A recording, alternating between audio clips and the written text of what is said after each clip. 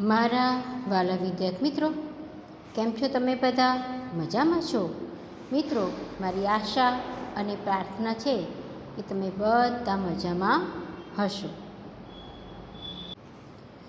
મિત્રો, આજે આપણે પાઠ 6 ભાષા જાય તો સંસ્કૃતિ જાય, તો તેના લેખક છે ફાધર વાલેસ. તો તેમનો જન્મ 4/11/1925ના રોજ થયો હતો. તેમનું પૂરું નામ કાર્લોસ જી વાલેસ. તેમનો જન્મ લાગ્રોનો, સ્પેનમાં થયો હતો. મિત્રો, અમદાવાદની સેન્ટ ઝેવિયર્સ કોલેજમાં ગણિતના અધ્યાપક તરીકે કામગીરી કરી હતી. મિત્રો, તેમની જે રચનાઓ છે તો તે રચનાઓ આ પ્રમાણે છે: સદાચાર, વ્યક્તિત્વ ઘડતર, જીવન દર્શન, કોલેજ જીવન, ચારિત્ર યજ્ઞ, સંસ્કાર તીર્થ, લગ્ન સાગર, ગાંધીજી અને નવી પેઢી, ધર્મમંગલ, સંસાર સાધના વગેરે તેમના મહત્ત્વના નિબંધ સંગ્રહો છે. મિત્રો, ગુજરાતીમાં સાદગીની શોભા છે. તેમને ગુજરાત સાહિત્ય અકાદમી પુરસ્કાર તથા રણજીતરામ સુવર્ણચંદ્રક એનાયત થયા છે. મિત્રો, કાકા સાહેબ કાલેલકરનું નામ તો તમે સાંભળ્યું જ હશે. તો કાકા સાહેબ કાલેલકરની જેમ જેને સવાયા ગુજરાતી કહી શકાય એવા ફાધર વાલેસ આ નિબંધમાં ગુજરાતી ભાષાનું વાજબી મહત્ત્વ સ્થાપે છે. તો જ્યારે કોઈ ભાષા લુપ્ત થાય છે ત્યારે એની સાથે તે ભાષા બોલનાર સમાજની સંસ્કૃતિ પણ નષ્ટ થાય છે. તે બાબત આ નિબંધમાં દર્શાવાઈ છે. તો ફાધર વાલેસ એ લંડનની મુલાકાત લે છે. તો તેઓના આ પાઠમાં આપણે વિસ્તારથી જોઈએ તો કહે છે, મારી લંડનની એક મુલાકાત દરમિયાન હું એકવાર એક ગુજરાતી મિત્રને ઘેર એની સાથે વાતચીત કરતો હતો. હવે ફાધર વાલેસ એ લંડન જાય છે. અહીંયાથી ત્યાં એક કુટુંબ સ્થાયી થયું છે લંડનમાં, ગુજરાતી કુટુંબ. એ ફાધર વાલેસના મિત્ર છે. તો ફાધર વાલેસ લંડનની મુલાકાત દરમિયાન તેમના ત્યાં એકવાર તેઓ તેમના મિત્રને ત્યાં જાય છે, વાતચીત કરે છે. હવે એ બંને ગુજરાતીમાં વાતો કરતા હતા. એમાં મિત્રનો મોટો દીકરો આવ્યો. ફાધર વાલેસના મિત્ર એ ગુજરાતીમાં ફાધર વાલેસની સાથે વાતો કરતા હતા, ગુજરાતી ભાષામાં. એ સમય દરમિયાન તેમનો મોટો દીકરો આવ્યો, એટલે ગુજરાતી મિત્રનો મોટો દીકરો આવ્યો. કંઈક કહેવા લાગ્યો. શું કહે છે? પણ અમને ગુજરાતીમાં વાત કરતા જોઈ અને ઊભો રહી ગયો. મોં ઉપર અણગમો બતાવ્યો. અણગમો એટલે થોડો ગુસ્સો આવ્યો, ન ગમ્યો. પછી મારી હાજરીમાં જ પોતાના બાપને અંગ્રેજીમાં કહ્યું. લેખક દર્શાવે છે કે અમે બંને બેઠા છે અને આ દીકરો એ પોતાના પિતાજીને કહે છે અંગ્રેજીમાં કે ફાધરની સાથે શું કામ ગુજરાતીમાં બોલો છો? એમને અંગ્રેજી આવડે છે. અને આટલું કહીને ગુસ્સાથી પીઠ ફેરવીને ત્યાંથી ચાલ્યો ગયો. તો બીજા ઘરમાં શું થાય છે? તો કહે છે, બીજા ઘરમાં અમે બધા બહાર જવા માટે તૈયાર થતા હતા. હવે અહીંયા એક ઘરની વાત બતાવે છે, એટલે બીજા ઘરની વાત બતાવે છે. તો બહાર જવા માટે તૈયાર થતા હતા. ક્યાંક ફરવા જવાનો કાર્યક્રમ હતો. એમની મમ્મી આવી. એણે એક સાડી પહેરેલી હતી. મોટો છોકરો એની પાસે ગયો અને લાડ અને ફરિયાદના મિશ્ર અવાજે બોલ્યો. શું કીધું? મમ્મી, સાડી ન પહેરે તો ન ચાલે. તું સાડી પહેરે એ મને બિલકુલ ગમતું નથી.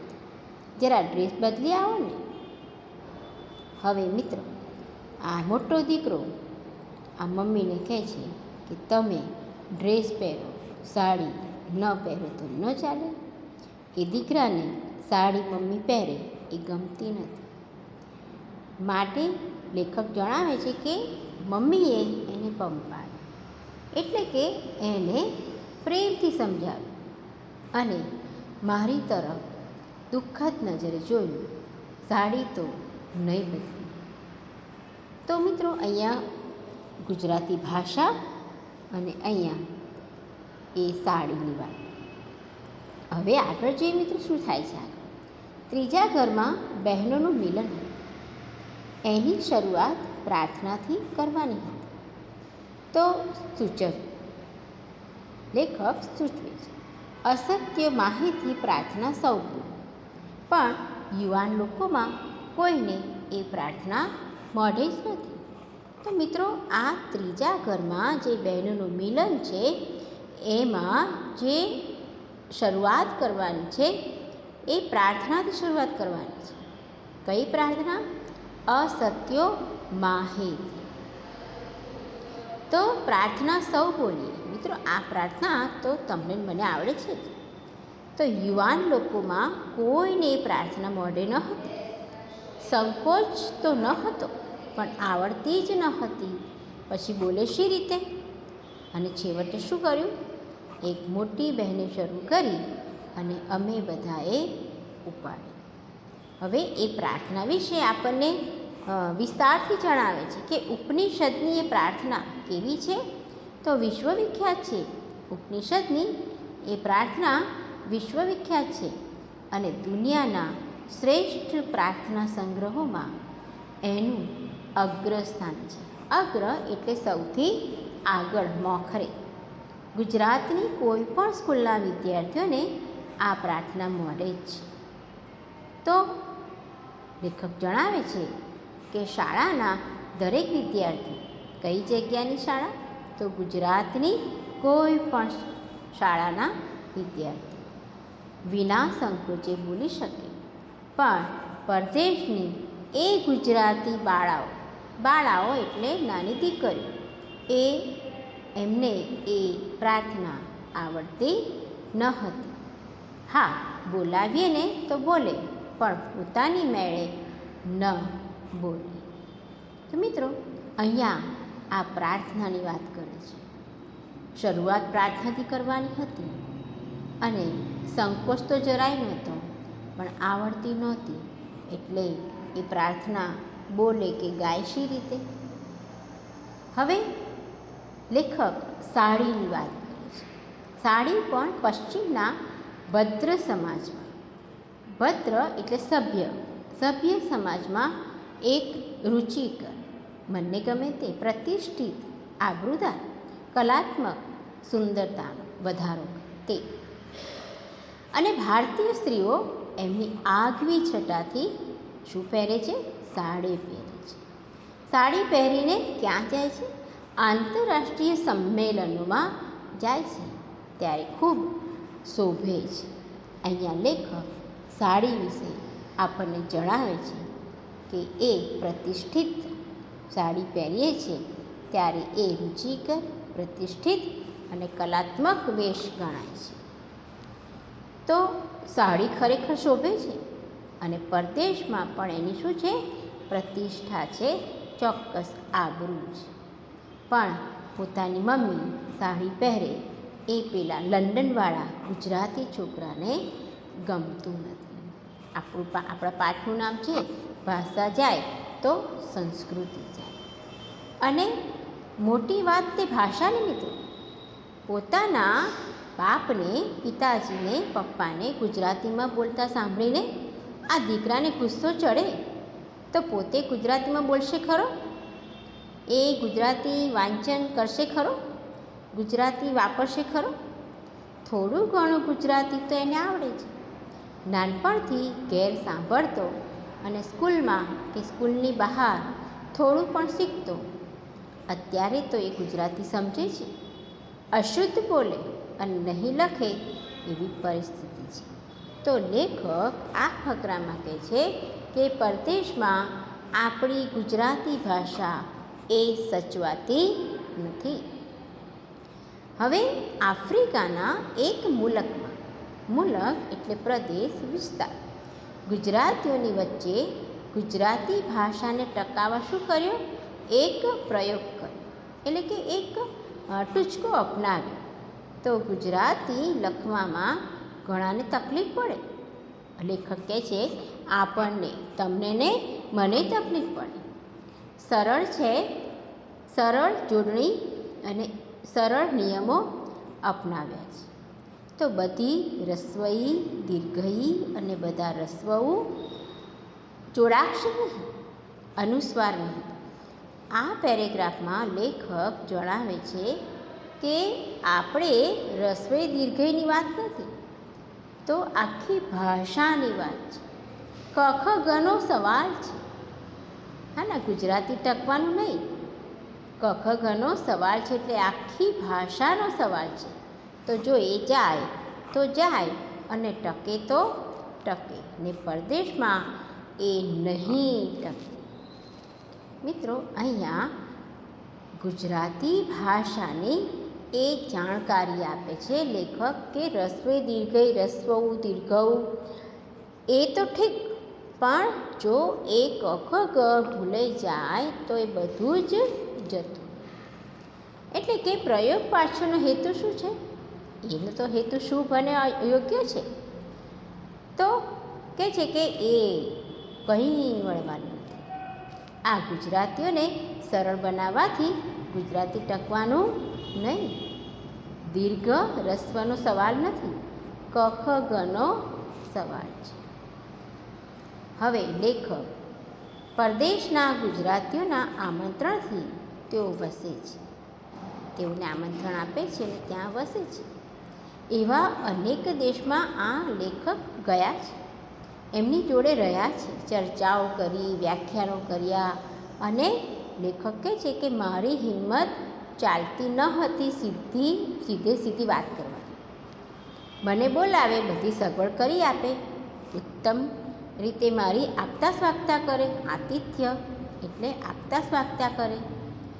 એટલે હું સૌને સારું સારું લગાડીને બોલતો અને ગુજરાતીઓને ટકાવવા જે કંઈ પ્રયત્ન કરે તે ખૂબ વખાણ.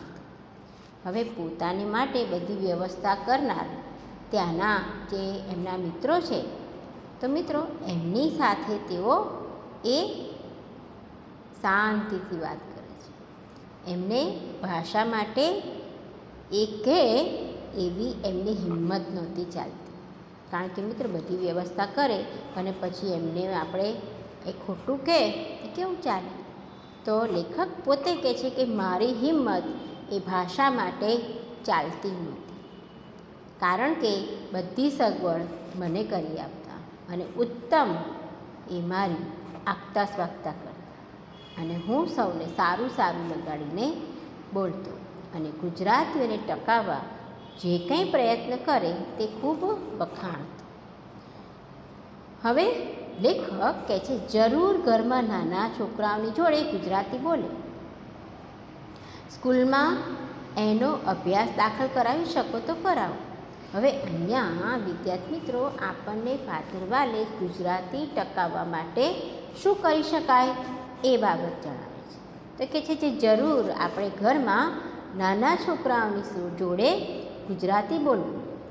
શાળામાં એનો અભ્યાસ દાખલ કરાવી શકીએ તો કરાવી શકાય, અને ન બની શકે જો એ બાબત તો સ્કૂલના સમય પછી સ્કૂલના મકાનમાં ગુજરાતી ભાષા શીખવાડો, ભણાવો.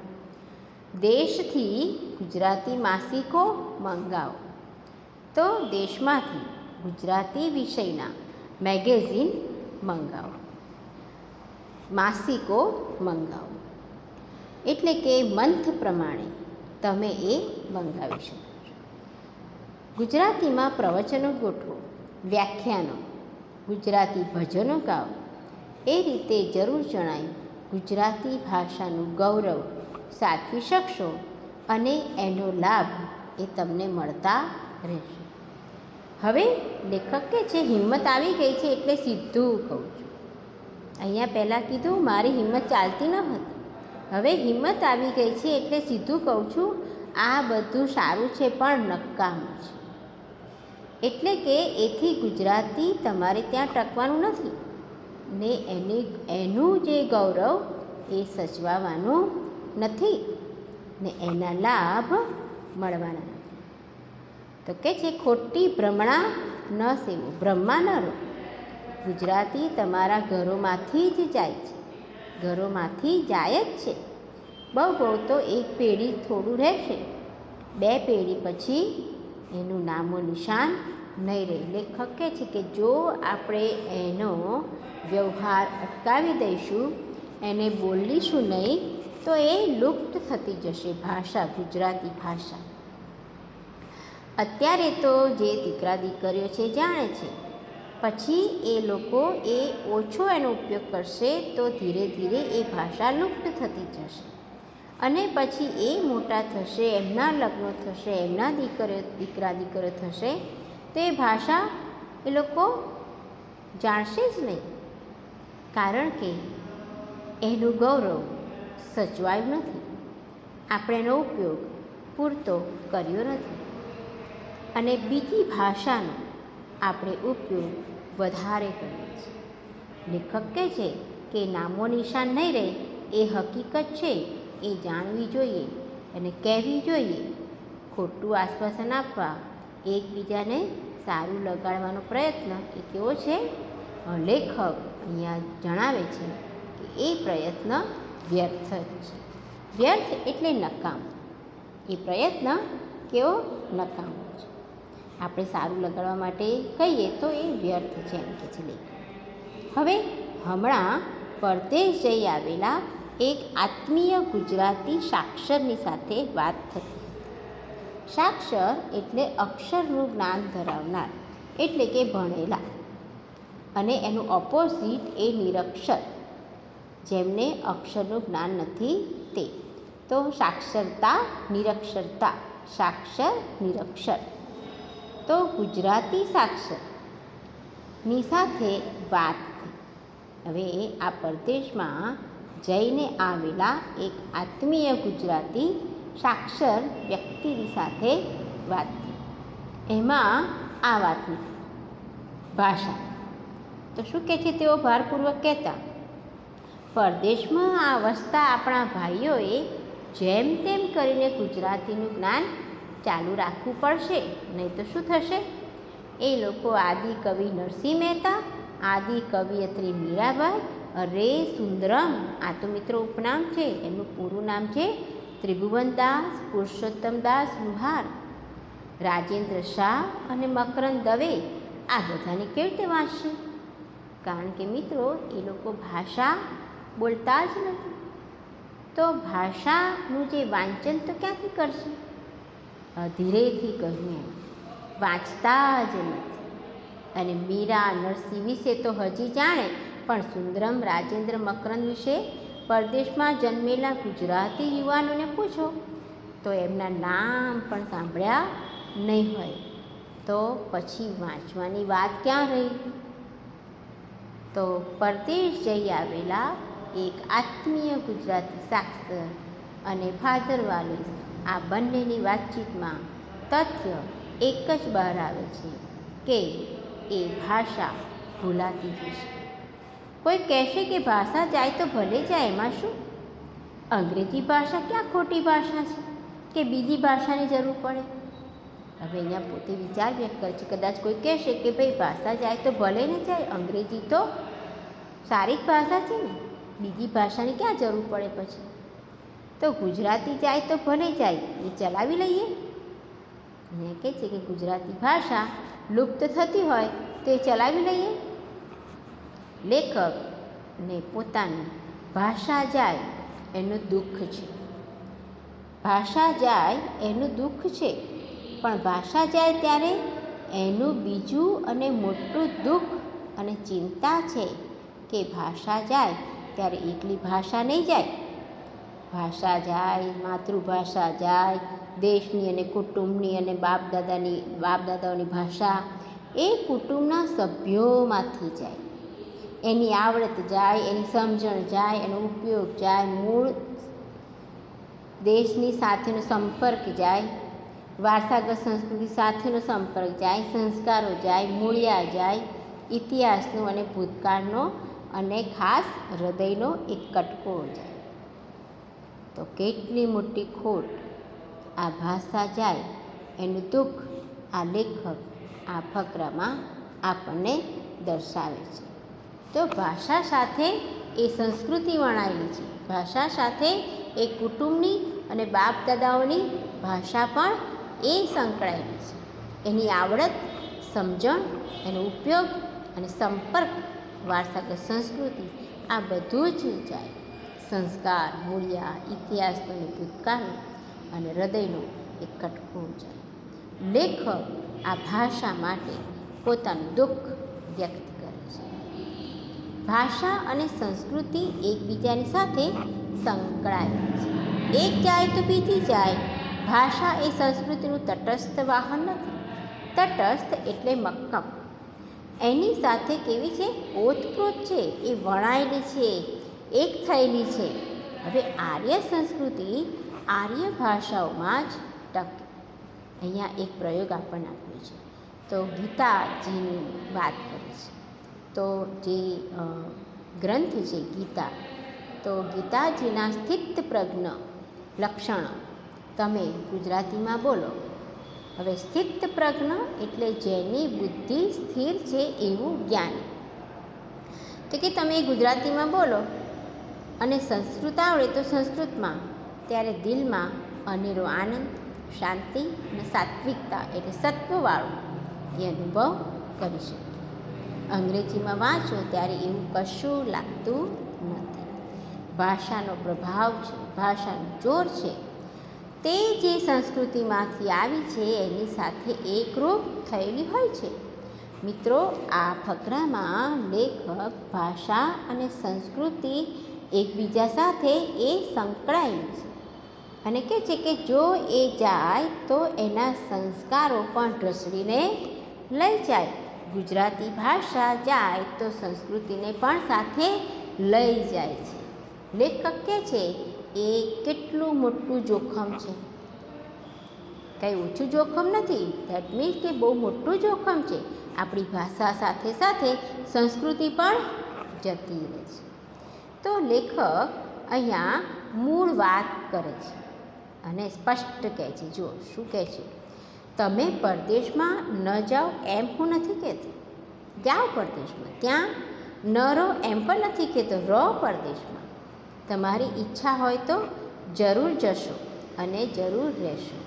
લેખક પોતાની વાત સ્પષ્ટ કહે છે કે તમે જાઓ ત્યાં રહો, તમારી ઈચ્છા પૂરી કરો અને જરૂર રહો ત્યાં. પણ શબ્દ છે. પણ જશો તો એ પહેલાં શું કરો? પૂરો વિચાર કરીને જાઓ. રહેશો તો પૂરો વિચાર કરીને રહેશો. શું મળે અને શું જાય. પરદેશની આખી વાત અલગ છે અને આપણા અહીંની વાત આખી અલગ છે. તો લેખક આપણને ઢંઢોળે છે કે તમે ભલે પરદેશ જાઓ, ના નથી કહેતો.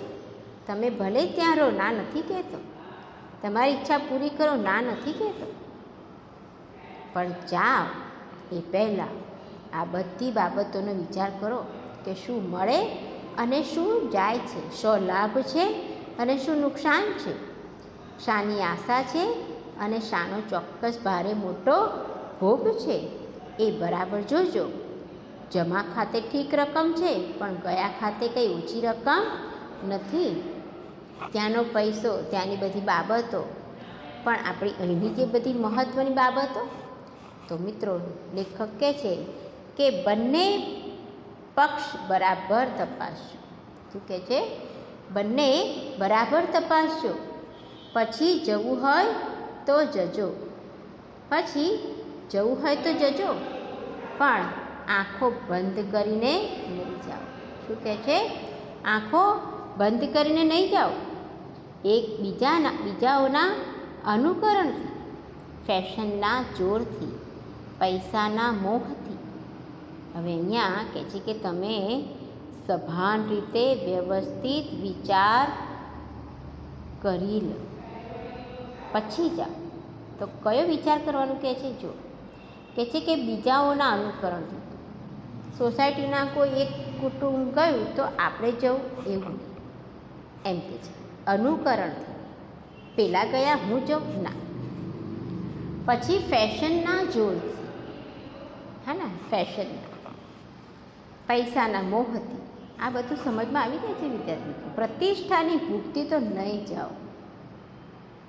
અને સાચા કારણથી જવાનો વિચાર કરશો તો પણ જવાથી કેવા ગેરલાભ છે એનો પણ પૂરો ખ્યાલ કરો. પહેલી બાબત, મા બાપનો વિયોગ. માતા પિતાથી દૂર થઈએ તો માતા પિતાનો વિયોગ. કામનો અતિરેક, વધારે કામ કરવું પડશે. ઓછું કૌટુંબિક જીવન. આપણે કુટુંબ સાથે અહીંયા તો આપણે ભેગા જમી શકીએ છીએ, બેસીને વાતો કરી શકીએ છીએ, એકબીજાની સાથે ચર્ચા વિચારણા કરી શકીએ છીએ, પણ ત્યાં એ ઓછું છે. લઘુમતીના જોખમ. આપણે કાસ્ટના જે જોખમ છે એની વાત. સંસ્કૃતિનો હાસ. યાદ રાખો કે તમને પ્રિય છે એવી કેટલીક વસ્તુઓ તમારે માટે નહીં તો તમારા દીકરાઓ માટે તો જશે. અહીંયા આપણને સ્પષ્ટ કહે છે મમ્મીની સાડી જશે, પપ્પાની ભાષા જશે અને ખાસ ઉપનિષદની પ્રાર્થના પણ જશે. અને છેલ્લે કહે છે એ તમને ગમશે ખરું? તો મિત્રો, સંસ્કૃતિ બચશે. જો ભાષા બચશે તો જ સંસ્કૃતિ બચશે એ વિચારને લેખકે સચોટ રીતે આ પોતાના નિબંધમાં ભાષા જાય તો સંસ્કૃતિ જાય એમાં સમજાવ્યું છે. મિત્રો, આશા છે કે આ નાનકડો પાઠ તમને સમજમાં આવ્યો હશે. ધન્યવાદ.